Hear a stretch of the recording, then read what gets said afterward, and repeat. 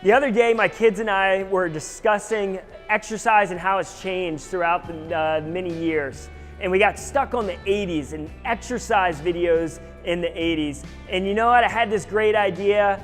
I knew that we had a Buns of Steel video that my wife had saved. And so I went and got that video and I stuck it in our VCR. Yes, we still do have a VCR, but I stuck that in our VCR, and my kids and I laid down on the floor and we started doing the Buns of Steel exercise. And as my buns started screaming and my kids started really making fun of me for whining so much during this video, I realized that really the same thing that they were trying to accomplish in that video in the 80s is the same thing that I preach all the time to my runners.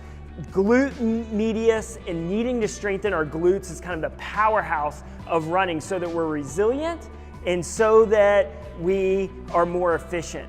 And this made me just realize that over time, over the years, yes, we've had tons of advances in how we train athletes, and we need to keep pushing that forward. But there are specific things that are woven through all of those advances that have really stood the test of time, and we need to we need to always be reminded of the value of some of the classics, the value of classic training theory, and to always be willing to go back and not always reinvent the wheel, but rely on those training theories that have really stood the test of time. So I encourage all of you to go grab a Buns of Steel video, get down and start working those glutes, because it will still help you today.